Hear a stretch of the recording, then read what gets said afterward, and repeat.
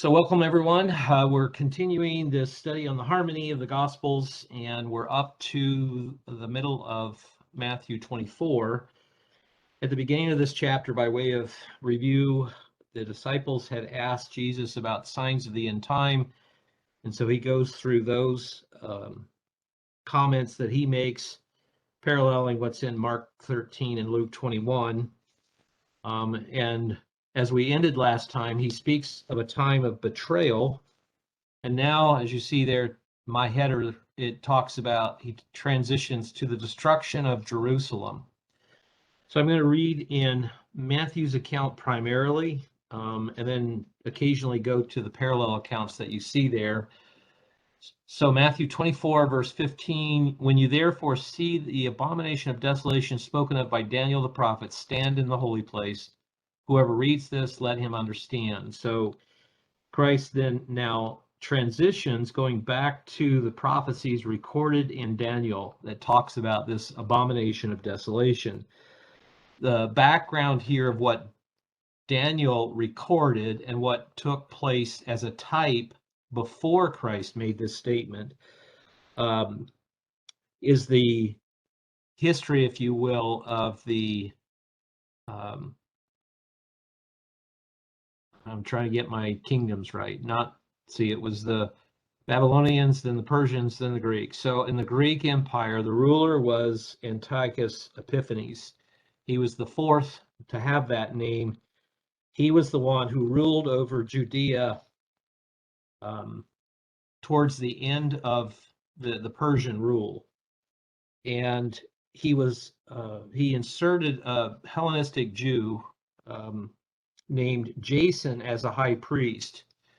And this began a trend that the Romans continued as well, with the brief interruption there with the Maccabees, but of the dominant power dictating who the high priest was. This was a way to control the people and to make sure that a religious element wasn't stirred up to rebel.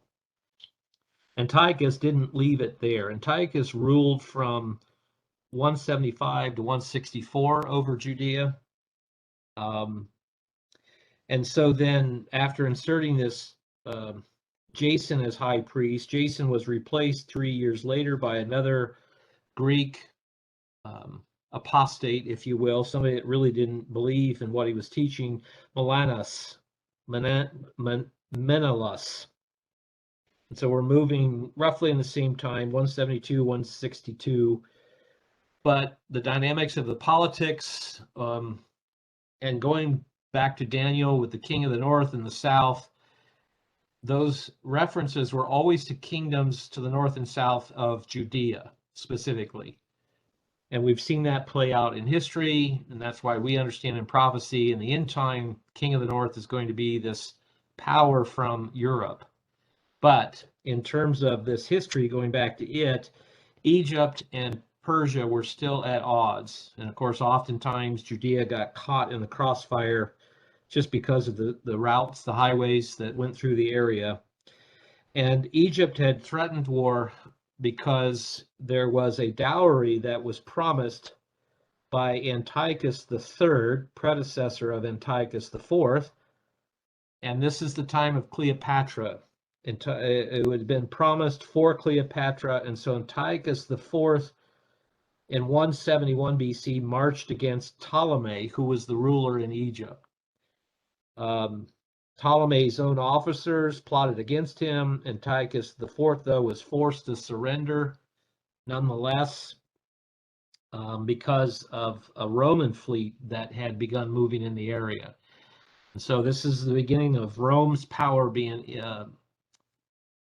raised in the area. They were becoming more and more of a player, if you will. Antiochus then surrenders Cyprus back to Egypt, so he lost territory. He returned home through Judea, and he vented his anger on the Jews. This is the time of when then he went into the temple and offered the swine's flesh that was referenced in other areas. He placed a statue of Zeus in the temple. He made the Mosaic ceremonies illegal, the sacrifices that were normally done through the priests. And to add insult to injury, there were offices, if you will, rooms surrounding the temple complex, and he used those as official brothels. So this abomination of desolation that Christ talks about in Matthew 24, Antiochus was a type. And so this would have all been fairly recent history to the disciples as they're hearing this. They would understand what that abomination looked like and probably understood the history and those that rebelled at, the Maccabees. This is what drove the Maccabees, who were of the priestly line, to rise up, rebel. They had a brief history of not even 100 years of Judea having autonomy once again, but the last time they would have it before Rome finally rolled through the area and conquered them as well, and they were forever subject after that. So that's the context of Matthew 24, verse 15. The expression there, abomination of desolation, can also be translated the profanation that appalls. We don't use the word that way, but the profanity that is appalling is another way to put it in the English. This disrespect beyond the pale to slight God and what was expected, and just basically thumb their nose at him. What we'll find as we go now through the balance of Matthew 24 here is essentially the preface to what we have more details of in Revelation. And that is the seals. We had in type the first four, the beginning of the chapter, as Christ talked about those initial signs, but he touches on more of them as we go through here. So in verse 16 of Matthew 24, he says, "Then let them who are in Judea flee to the mountains, that it would become untenable in Judea." And this is another type that was fulfilled in the destruction of the temple in 70 AD. The Jews were always chafing under the Roman rule, and there was a succession of quasi-rebellions. There were times they were more willing to be under the Roman rule, and there were other times when they were not. And the degree that they were not at times varied greatly. Sometimes it was just chafing at who the high priest was, but other times it was outright rebellion. 70 AD was one of those occasions. They decided to rise up again. They were going to try to throw off the Roman rule. And this is, again, a type of what Christ is referencing here in verse 16. It did not end well for the Jews in Jerusalem. And this is part of what Christ is forewarning them about. The Jews outside of Jerusalem faced consequences, but not like Jerusalem. Jerusalem was sieged for months and months. It became an awful, untenable place because they had literally cut off everything but the water of Hezekiah's tunnel that provided water to those, but they had nothing going in, nothing going out. Food became scarce, got to the point where they were eating any animal that was around. It got so bad they were even becoming cannibals. Gangs were roaming, and if they suspected anybody of hiding food or other things of need, they would just kill them. And when the Romans finally breached the walls and went into Jerusalem, it even shocked them. As brutal as the Romans were, they just couldn't imagine a people turning on themselves the way the Jews did. The Church of God fled the area, and there's an interesting history there. Eusebius mentions in his account, which is the Ecclesiastical History, Volume 3 that he wrote, that there was a common voice that was heard warning them to flee to Pella. And in his account, this was sometime around 66. He didn't have firm dates. It could have been leading up to 70. But it seems that the church indeed was warned. Those that listened, and Pella was further north, what is now Syria, but this would have been up in the region above the Sea of Galilee, up that way. And so the church then migrated up north. They were not part of the destruction that Vespasian did when he came in and took Jerusalem eventually. But it was told that after, again, the Romans breached the wall, that there were some 100,000 people died. There was something like 60 or 70,000 people that were made slaves. And as Christ warned, there would not one stone was left of the temple. It was torched, it collapsed, and then in subsequent years, those stones were repartitioned or reused for other building projects in the area. So the only thing left was essentially part of the platform, if you will, Herod's temple complex, the open area. And then, of course, the only wall of major significance was the western wall, the southwestern corner, which is now what's known as the Wailing Wall. So it's a terrible time. Christ is making this statement here, 31 AD. And so in less than 40 years, 38, 39 years, all of this was going to come to pass.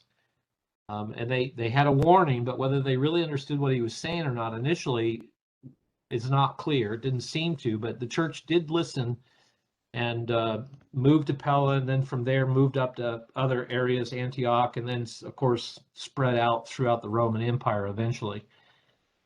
So verse 17, Christ says, "Let him who is on the housetop not come down to take anything out of his house." And so this is a warning of that time, that it's not a time to try to take all of your goods and move. They were to flee. This was a time of great destruction, great uncertainty, and great death. And so they were just simply to get out of the area. Verse 18, neither let him who is in the field return back to take his clothes. The other parallel accounts say something similar, but I want to highlight in Luke 21, verse 22 there, it says, "For these are the days of vengeance." And Christ had warned even the Jewish leadership that they were going to pay for the way they behaved, and their great disrespect for God's truth, how they were misleading the people, and the consequences of what they were doing. And they did. But it says that all these things which are written are going to be fulfilled. So going back to Matthew 24 and verse 19, it says, "Woe to those who are with child and those who nurse in those days. But pray that your flight is not in the winter, neither on the Sabbath day, for then great tribulation shall come." And so this is the next indication, if you will, of the seals that are going to be open. Revelation shows us that this is the fifth seal. Revelation 6 is the chapter there. And it says great tribulation, because many have said, especially looking at the first four seals, which we know better as the four horsemen, they'll say, well, we've always had false religion, we've always had war, we've always had famine and disease, we've always had these things. And that is true, but Christ here makes the statement that's worth noting, as he says in verse 21, "Such as was not since the beginning of the world to this time." It's going to be on a level that is going to pale into insignificance every other occasion of this down through time. It will be of such magnitude that it is not comparable to anything else. Mark's account, Mark 13, verse 19 there says, "For in those days shall be affliction," is the term that he used. It's the same thing, great tribulation. The people are going to be afflicted. They're going to be under great distress. And he says a little differently, same thought, "As was not from the beginning of the creation was God created to this time."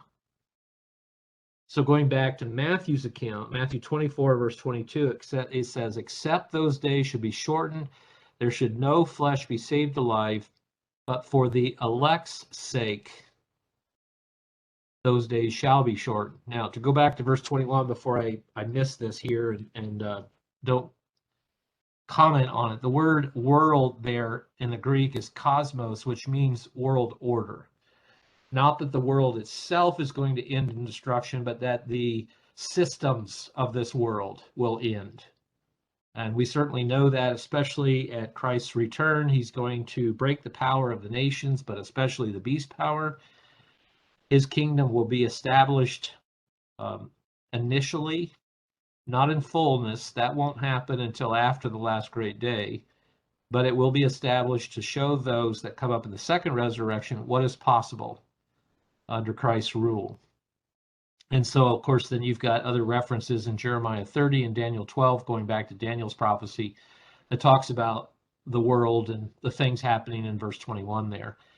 In verse 24, then, the elect is the electos, which means in the Greek, the chosen. And so we have those references. Let me read 1 Peter for you. 1 Peter 1, verse 2. Peter here writes, he says, to the elect according to the foreknowledge of God the Father, in sanctification of the Spirit for obedience and the sprinkling of the blood of Jesus Christ. In other words, those who are called and faithful and chosen, those set apart from the world, those that are of the body of Christ. And so then to continue, these notes I covered in what we touched on earlier, so I won't go back to that, but to continue in Matthew 24 and verse 23, then if any man shall say to you, lo, here is the Christ, or there, believe it not. For there shall arise false Christs and false prophets, and shall show great signs and wonders, insomuch that if it were possible, they shall deceive the very elect. Now there's some things in here we need to tease out. And in verse 23, it talks about others proclaiming Christ is here. And there are several different applications of this. It could be individuals who are falsely proclaiming they know where Christ is. We know he's not going to come in secret. We're going to have great noise of a trumpet. We're going to have lightnings. It's not going to be something unknown to the rest of the world. But then you can also have those that claim these false Christs are here, and they'll point to various ones. That false prophet is going to be one of them. He's going to claim to be God. And so he's warning us here, don't believe it. Because it's going to also be a time of great deception. If you remember going back to the beginning of chapter 24, when the disciples asked him what was the sign of the things to come in the end of the age, the very first thing he said to them was, don't be deceived. Deception is going to be high on the list. And we have certainly learned how pervasive that deception can be in the last couple of years. It's hard to know, and I'm not just talking about COVID. I'm talking about politics. I'm talking about business. I'm talking about things across the board. It's hard anymore to know what truth is. And so you're going to have these false Christs. You're going to have these false prophets. And what's interesting is that we see here, Christ says they are going to show great signs and wonders. So the question is there, is a miracle a sign that someone is of God? And the answer is not necessarily. So how do we know if someone is doing a miracle from God or if it is not? And the answer goes back to Deuteronomy. I believe it's chapter 13, where God talked to them about false prophets. He said, even if it comes to pass, if they do not teach my word, don't listen to them. And so at the end of verse 24 here, it says, they shall deceive, if it's possible, they shall deceive the very elect. So what is the antidote to deception? And if you see my note there, it says, the antidote is to love God's truth. If we have a firm foundation in God's truth, if we are clinging to his word, if we are staying close to him in prayer and fasting, these other things that we know to do, we will not be deceived. It might be possible that we could be if we're not paying attention. But God is not going to leave us vulnerable. We have his protection. That promise is sure. So in 2 Thessalonians 2, and in verse 9, Paul again writes here, he says, the coming of the lawless one is according to the working of Satan, with all power, signs, and lying wonders. This is why, in part, he's going to be able to claim that he is God, and there are going to be people that think that he could be based on the signs and the lying wonders that he's going to be doing. But it says here, Paul further elaborates, that's the working of Satan. Verse 10 of 2 Thessalonians 2, with all unrighteous deception among those who perish, because they did not receive the love of the truth that they might be saved. That's the antidote. The love of God's truth. It's not this ethereal thing, this cloud of mist you can't hold on to, and just kind of dissipates quickly if you're not careful. It's not that. We can be firmly grounded in it. We're assured his promises. We have the understanding of what he expects of us and how he's going to accomplish that through Christ in us. So we don't have to be scared about these things, but we have to be paying attention. That's the lesson that comes in the next chapter with the 5 wise and foolish virgins. So to continue here, sorry, let me go to Mark. I don't want to miss that. So in Mark 13 and in verse 22, it says, false Christ and false prophets shall arise, and they shall show signs and wonders to seduce, if it were possible, even the elect. We know, we just went through that. It's not going to be possible if they're close to God. But verse 23, but you take heed. Now, when we started this chapter, I mentioned that Mark records 4 times this statement of take heed. This is a warning. And here's the third one. Take heed, behold, I have foretold you all things. This is the instruction given in Luke to watch, which means to pay attention. It's not a passive reading the news. It's more engaged and making sure we're not missing anything. So to continue in Matthew 24 and verse 26, wherefore, if they shall say to you, behold, he is in the desert, don't go there. Behold, he is not in the secret chambers, believe it not. There were chambers, what were called chambers, around the temple complex. And it was quite a large complex. It could hold, some estimate, up to 200,000 or more people at the plaza level. So they said, if they tell you he's there, don't believe it. For as lightning comes out of the east and shines to the west, and this is what I was referring to earlier. You have a major storm, especially at night, with lightning. You can see it in some cases for tens, if not more, miles. You can see it for great, great distances. This is not going to be in secret. So he says, even as lightning comes out of the east and shines to the west, so shall the coming of the Son of Man be. Revelation 1:6 there is another reference that talks about his coming and how public it will be. So let me just read that next. Revelation 1 and in verse 6, John records here that he has made us kings and priests to his Father, to his God and Father, and to him be glory and dominion forever. I think that's the wrong verse. What did I want there? Oh, verse 16. I missed a number. He had in his right hand 7 stars, out of his mouth went a sharp 2-edged sword, and his countenance was like the sun shining in its strength. You can't miss that. So he's going to come with this great public announcement, if you will, and it won't be missed. Now, many will question who it is, and the false prophet and the beast power are going to say, whatever, this is an alien invasion, essentially, and they're actually going to gather armies to fight him, but nonetheless, it won't be something that nobody knows about. So, verse 28, for wheresoever, the carcass is, there will the eagles be gathered. And that's seems like an odd expression, but Christ here seems to be drawing from a Jewish proverb that essentially means when the conditions are met, the things will happen. So the carcass is the church, and wherever it is, Christ will be there. There seems to be a time of preparation. There are 2 groups of the people of God that will come out of the tribulation period. One group will flee to the wilderness. As the tribulation heats up, before the 7th seal, they'll be removed. But there's also the innumerable multitude that's going to come out of the tribulation, primarily as a result of the preaching of the 2 witnesses. And so, if we understand that properly, and I believe we do, wherever the church is, Christ will be there. And Mr. Armstrong used to talk about that as a time of preparation, a final training.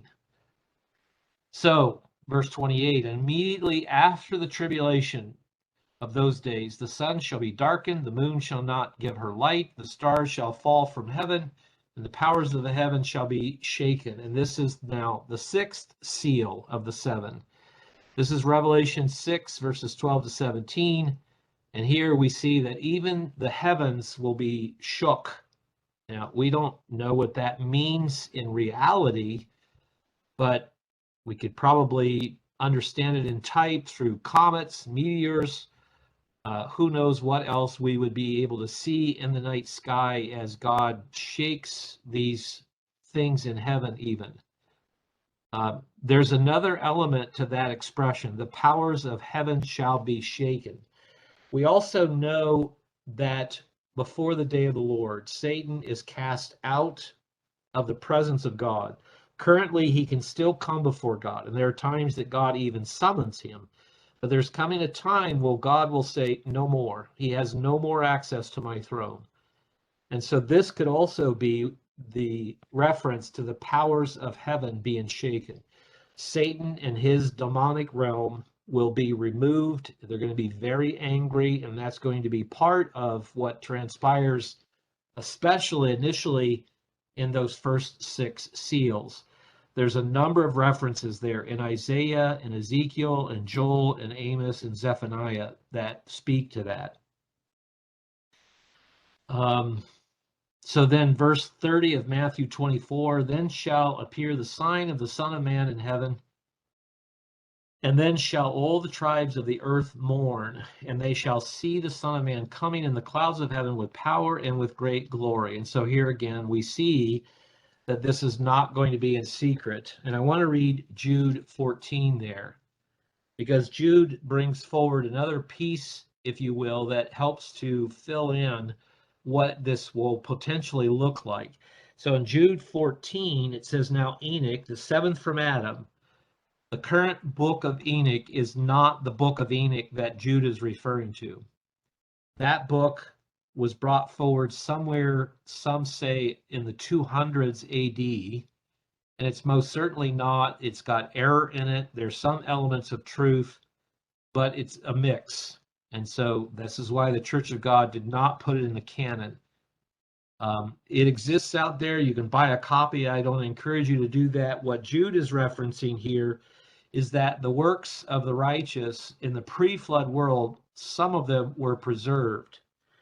And some have speculated this may have been some of what Moses drew from, especially for the book of Genesis, the earlier part, before Abraham. But nonetheless, here, Jude 14, now Enoch, the seventh from Adam, meaning the seventh righteous individual, prophesied about these men as well, saying, behold, the Lord comes with 10,000s of his saints. So we also know from prophecies, more specifically Revelation and the seals that are explained there in John's vision, that at Christ's return, the saints are resurrected. First are the two witnesses, shortly thereafter, the dead, the faithful that have died, and then shortly after that, those that are still alive. We all rise to meet him in the heavens. We're with him forever. Not in the heavens, that's the misunderstanding of that verse, but that we come back to earth with him. And this is the army that fights the beast power at the end. This is the valley of Armageddon and all of that. So he says this is the time when all of that will be shaken and signs that will appear. Verse 30, the Son of Man in heaven, all the tribes of the earth shall mourn. And that's a sad commentary on mankind. As awful as we've made a mess of things, as much disease and poverty and inequity and all the things we see that are wrong in the world, they're still going to lament that they will not be able to live the way they want to live any longer, because they know with Christ's rule, it will change. And sadly, they don't want that. It says, they shall see the Son of Man coming in the clouds of heaven with power and with great glory. We read that earlier. So to continue now in verse 31, he shall send his angels with the sound of a great trumpet. And this again is not secretly, is it? A single powerful trumpet blast. I don't know if you've ever heard that. It will carry for miles and miles. What would a supernatural trumpet blast? How far, I should say, would that carry? And so then it says, they shall gather together his elect from the four winds, from one end of heaven to the other, wherever they are on the face of the earth. God will gather them. This begins the seventh seal. Now, within the seventh seal, there are seven trumpets. The seventh seal is collectively called the Day of the Lord. In the first 2.5 years, God allows the punishment on Israel for their disobedience down through the millennia. And it's not that it's relegated only to Israel, but they'll bear the brunt of it. And if you look at the numbers, there's not going to be much of physical Israel left in the end time when Christ returns. But with the day of the Lord, God then turns his anger against the nations, the rest of the world. Because like so many other times when God used other nations to punish Israel, they were too eager and they were too energetic to make hay, if you will, in punishing Israel. And God corrected them for that. He's going to turn now his anger against the world because of their rebellion, especially as well. From what we understand from Scripture, and we've got the verses there, 1 Corinthians 15, 1 Thessalonians 4, both of those chapters talk about the resurrection, specifically the first resurrection. And we're given the understanding there that the saints are resurrected before the seven plagues. Now, the seven plagues are at throughout the trumpet, that seventh trumpet, but specifically before the last seven aspects of the seventh plague. So right before the very end and Christ's return is when the saints will be resurrected. So there's a greater discussion there that we're not covering in this context, but simply to know that he promises to resurrect his faithful. That's 1 Corinthians 15, 1 Thessalonians 4 again. But that's pictured in the day of trumpets. That's how we understand that's day. So in verse 31 again of Matthew 24, this sound of a great trumpet and the return of Christ. We have seen a fulfillment already of Passover, of days of unleavened bread, and Pentecost. We know what those picture. We have the types. We have the fulfillment of those things. We have not yet seen the fulfillment of the Feast of Trumpets. That's next. And that will finish this time of tribulation at the end, the day of the Lord. And of course, then we still have Day of Atonement, Feast of Tabernacles, Last Great Day. But that all follows fairly quickly, it seems, after the Feast of Trumpet is fulfilled.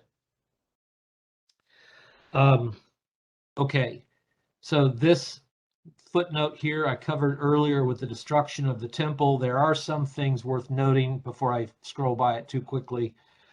In that year, when the temple was sieged, there was no Passover that year because the siege began, as you see the date there, 14th of April, 70 AD, and that was 3 days before the beginning of Passover that year.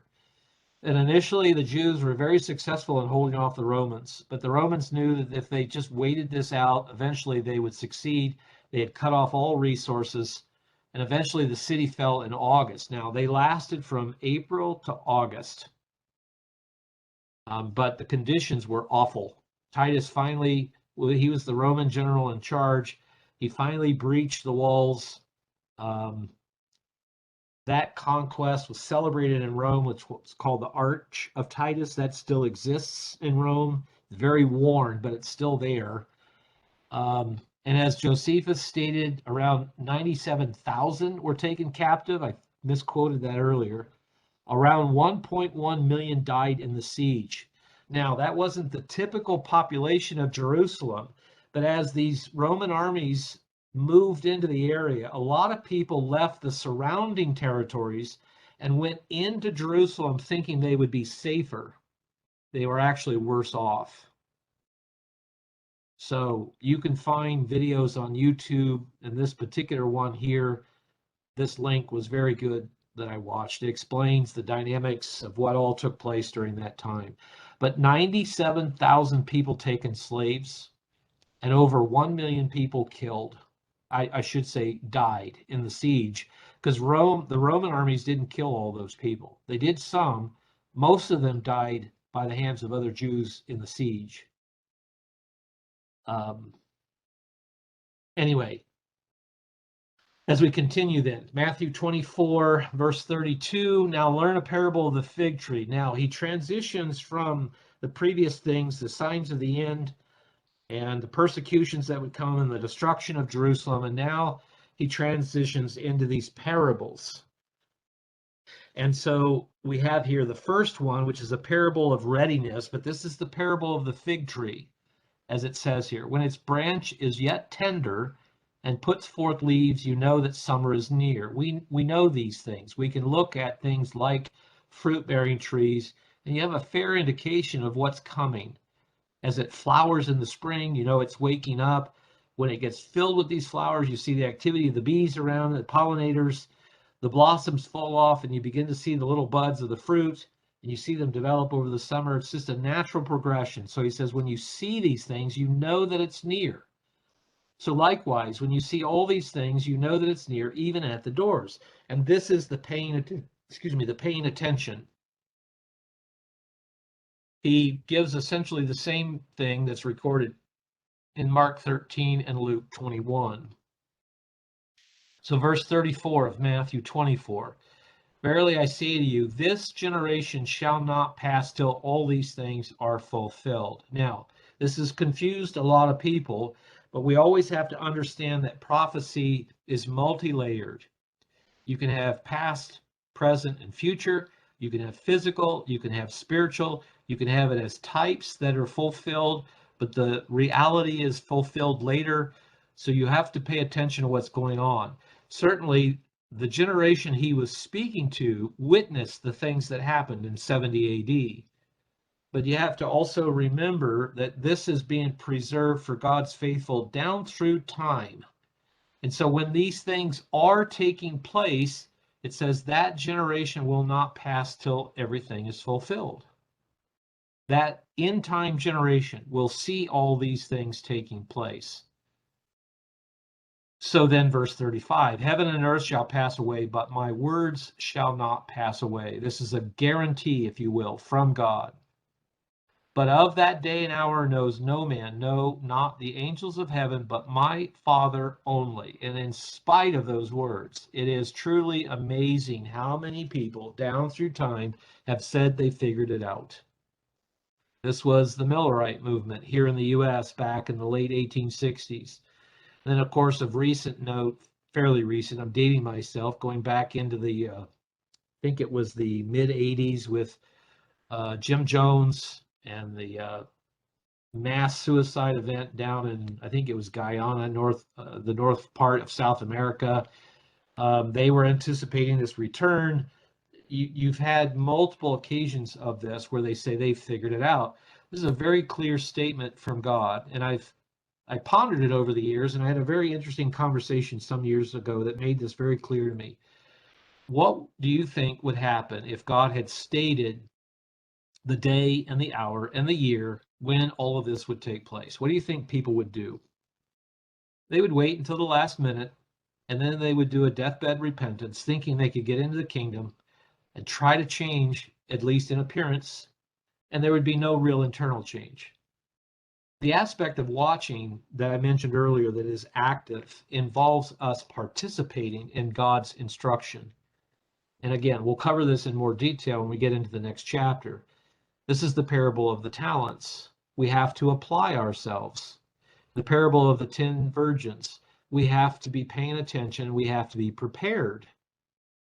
So, in spite of that, there are people that say, I figured it out. Verse 37, but as the days of Noah were, so shall the coming of the Son of Man be. How long did Moses preach? We're told it was 120 years. People could show up. And initially, there was just a blank area, wasn't there? And then the keel begins to be laid, the framework for the sides, the levels. You see all this activity, all this building. Some have speculated that Noah was perhaps like a project manager, not that he had to do all of this himself. If he hired people to do it, they're coming and going. They can report what's being done. He probably had purchases in order to buy all the necessary food and supplies that were going to be necessary. They were going to be on water for more than a year. They couldn't go out and get something once they were locked up in that ark. They had to have everything they needed. They probably collected fresh water. They certainly had to have food and bedding. They had to have the ability to take care of these animals with whatever other supplies. They all knew it was coming, didn't they? They could see the progress of that ark being built, but they did not change their mind until Noah and his family were locked up inside and the rains began to pour. And it's too late then, isn't it? So he says that's the way it's going to be in the end time. As in the days of Noah shall be the coming of the Son of Man. For as in the days that were before the flood, they were eating, they were drinking, they were marrying, giving in marriage until the day that Noah entered into the ark. Now, eating and drinking, marrying and giving in marriage are not necessarily wrong, but they were doing those things as if life would forever go on. Noah was a crackpot. Who in the world believed this thing would even float? And that there's been speculation that they didn't know rains as heavy to cause even local floods. Whether that's true or not, there's some indication in Genesis that God watered the earth just simply from a heavy dew, which can sustain plants. But nonetheless, they didn't believe Noah, in spite of his 120 years of preaching. They didn't believe him, as it says here, until Noah entered the ark. And they knew not until the flood came and took them all away. And again, it's too late, isn't it? They certainly probably had a repentance as those waters were rising and people were drowning and animals were drowning, and this great destruction physically on the surface of the land as this water is just exploding from inside in this torrential downpour. But they were too late. They hadn't listened, they hadn't changed. So verse 40, then shall two be in the field, one shall be taken, one left. Now, this is the basis of what's called the Rapture Theory.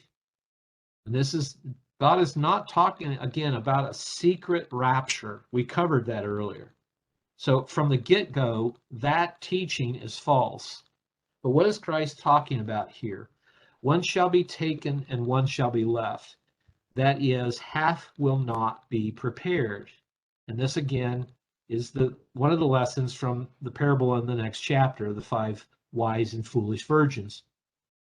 It's not that it's done in secret. It's not that it's unknown. It's not that they didn't know what was expected. One was prepared, one was not. 2 women shall be grinding at the mill, one shall be taken and the other left. Now, this is not just a general expression of the population as a whole. This is, let me back up before I say this. What is the audience here? Who is the audience? The audience are the disciples. And again, the lesson of the parable of the wise and foolish virgins was that they all 10 knew where to be. They had a general understanding of the time frame of when they needed to be there. They all knew they needed to bring their lamps and their oil. They all knew the bridegroom was coming. And they were in the right spot. But 5 weren't prepared. They didn't have enough oil, symbolic of God's Spirit. They hadn't done the work to have the oil. And so verses 40 and 41 are specifically talking to the church. Half are not going to be ready. Mr. Armstrong talked about this a lot. And I know there are some that are not familiar with this. They weren't around when he preached this. But towards the end of his life, in the early 80s, this was a common theme that he would bring up in his messages. He would say, half of you don't get it. These verses are part of that. But he had also commissioned a study to analyze, go back and look at how many people had once been a part of the Church of God, but now no longer were, compared to the current attendance. And what he found was that the number of people currently attending the Worldwide Church of God, there was an equal number who had once been part of the church and had left. So half and half. Realizing human nature, he continued it out. That even if there are half here now that won't get it, that will continue. In many ways, he was an optimist, because when the heresies came of the mid-90s, God's church was decimated. We're a small fraction of what we used to be. Not half. We're not even 10% of what used to be. That will change in the end time, but the caution is still there, isn't it? Will we be of the half prepared, or will we be of the half not prepared? So we transition to Mark's account, Mark 13 and verse 33, and this is the fourth warning. And this is also then the next parable that starts of what's called the alert servants. Now, he's just told them to pay attention. He's cautioned them from being deceived.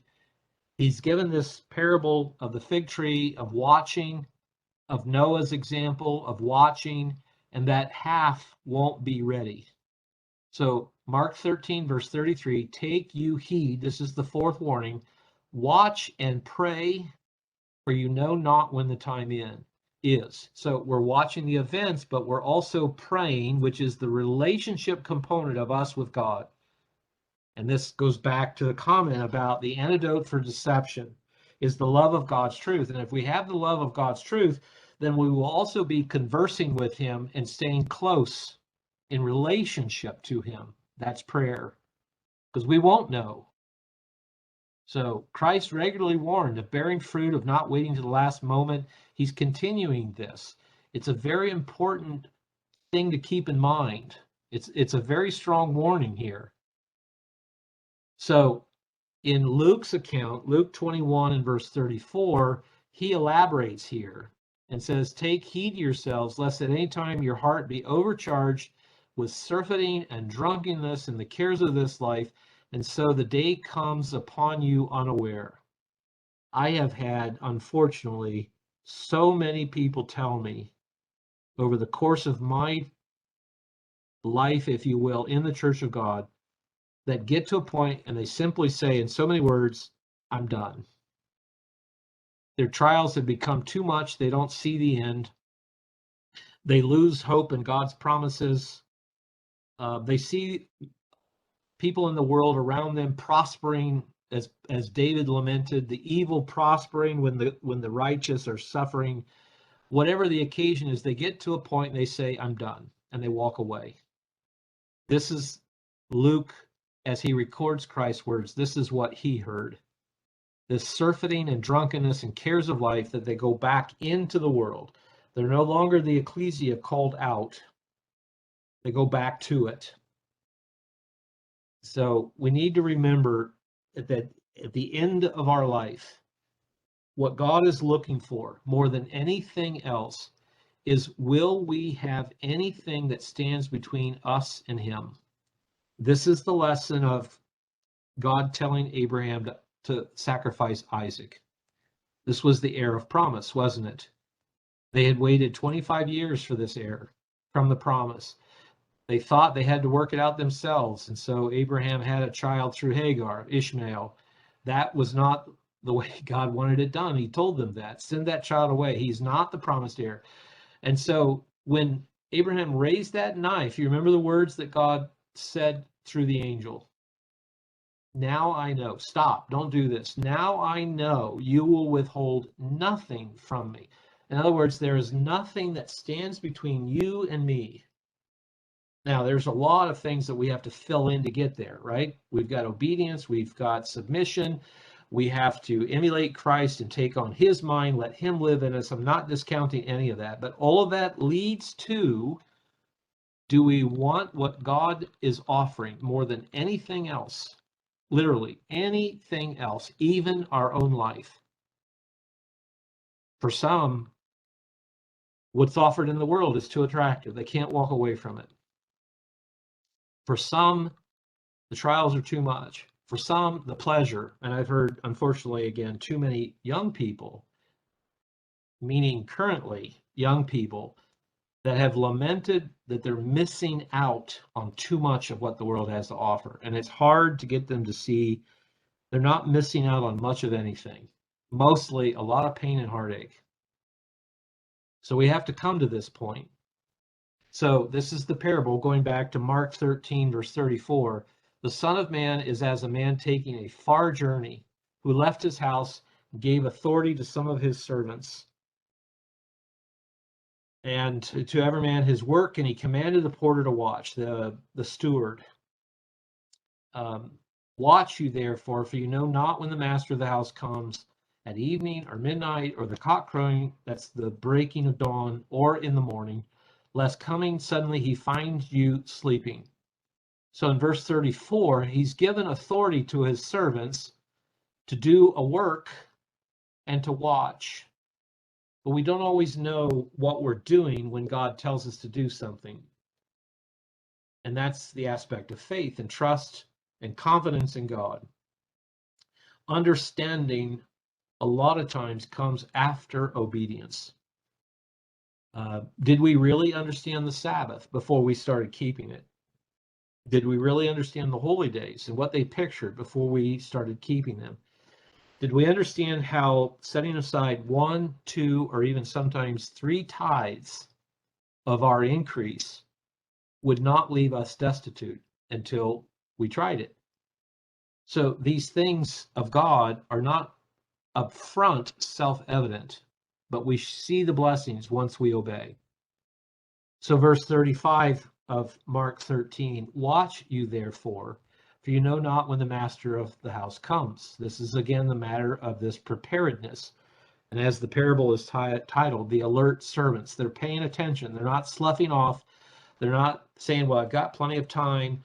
They're not anticipating, well, certainly he wouldn't return tomorrow. We don't know. Christ's return is as close as our last breath. It's individual, isn't it? So we need to be doing what we need to be doing now while there is time.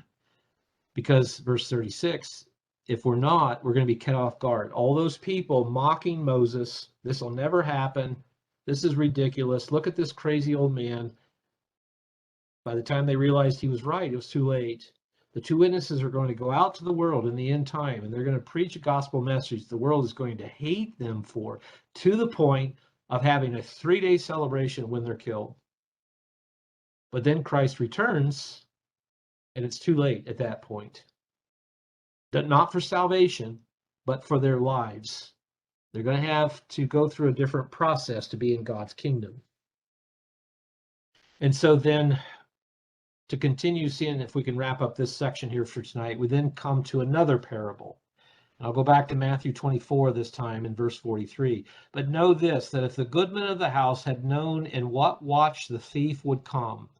So in the larger households, government officials, rulers, they would have servants who would watch over the estate various times of the day, much like a military watch. And if you know when a thief is going to come, you can make sure you're paying attention, right? The job of the thief is to catch you off guard. They don't want you to be paying attention. They want to sneak up. They want to break into the house when there's no one there. They want to do it under the cover of darkness. So he says, if the goodman had known when the thief would come, he would have paid attention. He would have watched and would not have suffered the house to be broken up. Therefore, be also ready, for in such an hour as you think the Son of Man will not come, he will. So then is a faithful, who then is a faithful and wise servant, whom his Lord has made ruler over his household, to give them meat in due season? Are we fulfilling our calling? God wants to give us eternal life, but that's not without effort on our part. We have to be responding, we have to be doing, we have to be becoming. So verse 46, blessed is that servant whom his Lord, when he comes, shall find so doing. As if we need to do this for the rest of our life, even if he's going to come before that happens. Because we don't know when he's going to come. He said that earlier. You don't know the day or the hour. Verse 47, verily I say to you that he shall make him ruler over all his goods, because he was doing.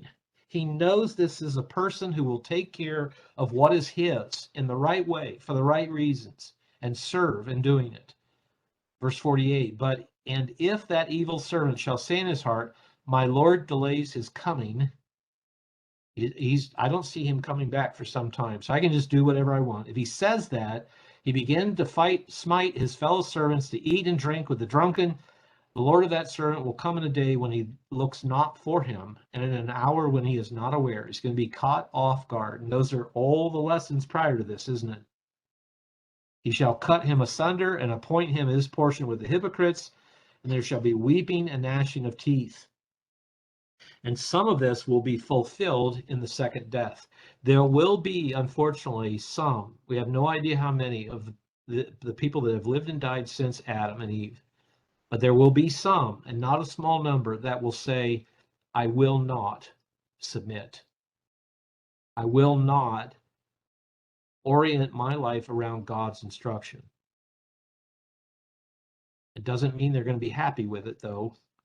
They're going to regret it to some level, but they've refused to change. All right, so next time we'll pick up with the parable of the 10 virgins in Matthew 25. And Matthew only records this. We have the parable of the 10 virgins, and then following it at the end of the chapter, we have the parable of the talents.